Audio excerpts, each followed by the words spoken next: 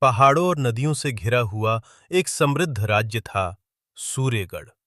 सोने जैसे महल और शांति से भरे लोग।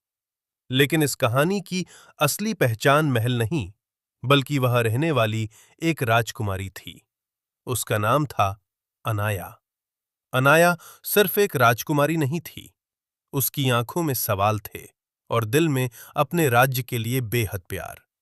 उसे गहनों से ज्यादा खुले आसमान पसंद थे और राजमहल से ज्यादा अपने लोगों की मुस्कान। एक रात जब पूरा महल सो रहा था, अनाया गलियारों से गुजर रही थी। तभी उसने कुछ सुना। दरबारी आपस में फुसफुसा रहे थे। राजा अब कमजोर हो रहे हैं। सूर्यगढ़ खतरे में है। अनाया की सांस थम सी गई। उस नन्हे से दिल ने पहली बार डर को महसूस किया।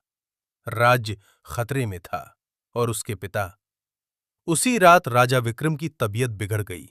मां रानी पद्मावती उनका हाथ थामे बैठी थीं और अनाया दरवाजे के पास खड़ी सब कुछ चुपचाप देख रही थीं। उसकी आंखों में आंसू थे, लेकिन चेहरे पर मजबूती। अगली सुबह एक दूत दौड़ता हुआ दरबार में आया। महाराज, कालवन राज्य ने हम पर हमला कर दिया है। पूरा दरबार सन्न रह गया। अनाया आगे बढ़ी। अगर पिता युद्ध नहीं कर सकते तो मैं करूंगी। दरबार में हंसी गूंज उठी। उस रात अनाया अकेली रोई, लेकिन आंसू कमजोरी नहीं थे, वो उसकी ताकत बन रहे थे। उसने खुद से वादा किया, मैं सूर्यगढ़ को टूटने नहीं दूंगी। अगली सुबह से अनाया बदल गई। तलवार, घोड़ा, रणनीति उसके हाथ छिल गए, लेकिन हौसला और मजबूत हुआ। सैनिक उसे देखने लगे और भरोसा करने लगे। पहली बार लोगों ने एक राजकुमारी नहीं, एक नेता देखा। किसान, सैनिक सब उसके साथ खड़े हो गए। युद्ध का दिन आ गया। धूल, तलवारें, नारे और सबसे आगे थी अनाया।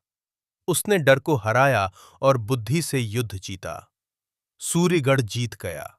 दुश्मन पीछे हट गया और इतिहास बन गया। राजा विक्रम ने घोषणा की, आज से अनाया सिर्फ मेरी बेटी नहीं, सूर्यगढ़ की महारानी है। पूरा दरबार झुक गया। अनाया ने साबित कर दिया, ताकत तलवार में नहीं, हिम्मत में होती है। और एक लड़की भी पूरा इतिहास बदल सकती है। Please like and subscribe the channel.